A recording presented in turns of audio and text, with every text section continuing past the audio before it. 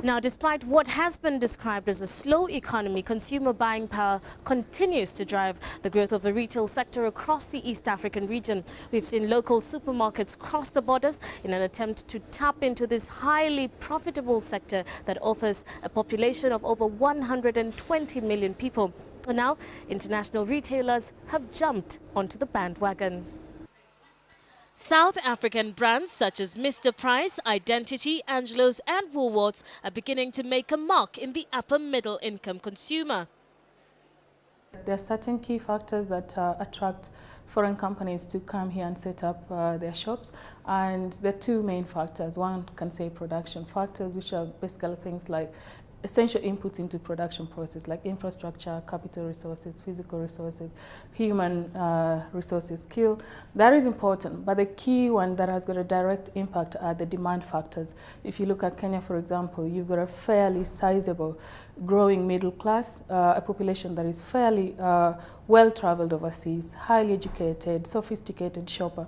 And these consumers are used to buying some of these international brands when they're out of the country.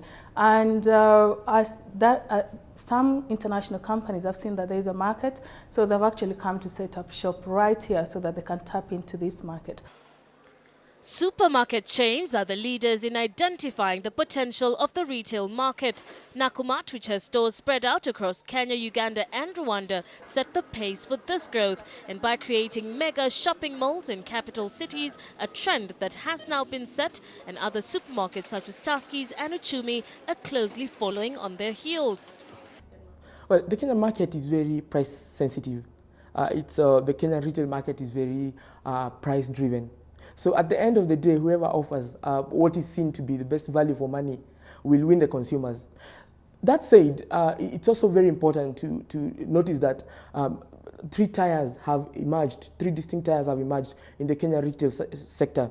So you have Nakumatt at the very upper tier, targeting the upper middle class and the very high class. Then we have Tuskys and possibly Uchumi occupying the second tier, that's the middle class. Then we have smaller chains like Naivas and Ukwala coming in the third tier, targeting what you'd call the working class. We were sheltered from some of the ravages of the global financial crisis, and you find that locally there were pockets of sectors of the economy that fairly continue to boom, including the retail sector. And you have a population that is, a large sector of the population is self-employed. So even though for some of the multinationals they had to cut their workforce and local demand was affected for those people, there is a fairly large population that was sheltered from that. And Kenyans continue to shop, and the retail economy, retail sector remained robust. What exactly are the consumer dynamics in East Africa? The world's become a village. People want to dress vis-a-vis what they're consuming in the media worldwide. So anything that's sort of released or becomes a trend internationally finds its way into African markets.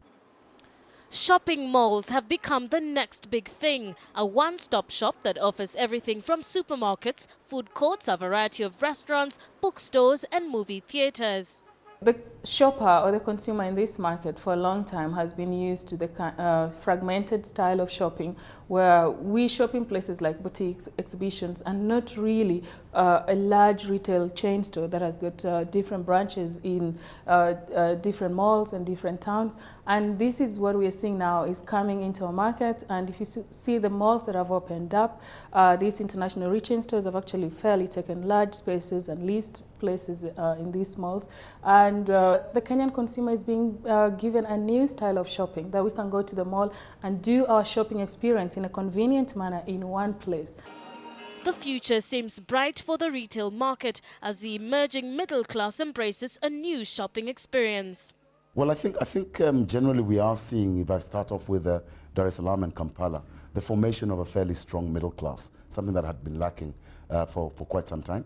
And the formation of a middle class then warrants the formalization of the retail sector, which previously was very fragmented, very informal.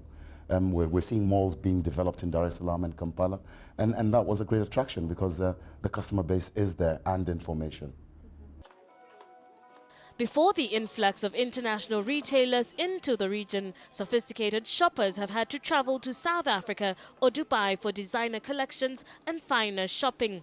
But this now means that a shopping trip doesn't have to include a plane ticket.